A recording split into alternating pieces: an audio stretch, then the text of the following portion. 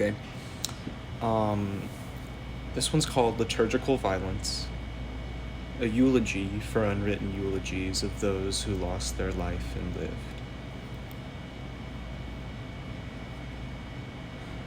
Out of love and out of time, it's true the last year ought have plagued my mind, but I still feel the need to look inside a live mind to find what life there is inside after it already died. Indeed, there were some wheels and satellites still spinning, even as it looked little like it did before. Whatever game you've gleaned to be losing or winning, you'll find that you once were is there no more. And no matter how bad we'd like to break this pattern, can't nothing bring Sun Ra on back from Saturn. Even if the Reaper does come for old Testicular Torsion Tim, whose left necrotic nut would be generously given to him, he will never return to planet Earth. We'll never accept entropic loss as sufficient sacrifice. We'll never take trash to show us our worth. Still, it's nice to recognize that God is in that piece of trash too, as are all the bits of old me and older you. As a result, I cannot suppress the shame of an instance when last Monday a click beetle walked through our doorframe. I was called on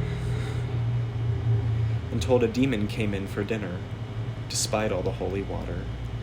2 grown men hollering hither to see a brown bug so big it could have been Kronos' father. Quoth, scared and unprepared, the presumed roach was to be sent forth from his hiding, the knave, and chased out the front door. Our space he'd not encroach, also that his disgusting and unworthy life might be saved. But I played too fast and too loose. On his head fell the rack of shoes. Still, he limped his way out the front door, all while furiously clicking.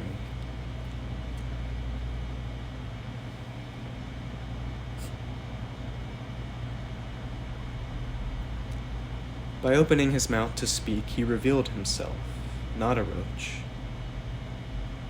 And I felt my mind clarified to imagine him terrified. I felt gross. Me, with my contingent consciousness and mystical wealth, somehow believed I was more entitled than him. I saw it. I risked his life on whim. And if a tree really feels no trauma, then where of all this drama of uprooting the earth? An Aristotelian attempt at going home fails devastatingly. At best, his life on earth reduced to loam, as will befall all of us. Ash to ash and dust to dust. It's funny in the same way with women and men, who massacre and slaughter to keep pink or keep red, when they're really just a touch of white apart, as with race and with art. All this, and I still despair at my destiny of waking up as my high school band director and living his life. Fat and fundamentalist. No prospects to have ever been squandered. No friends and no hair, with melted children and Mennonite wife. So it's hard to be optimistic, to know what's real and what's not,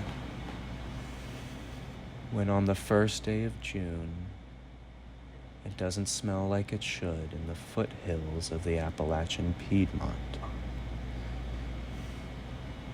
Still, if you were to ask me whether I'd rather keep my testicles sinister or those that left last July, in a poem I cannot write a lie.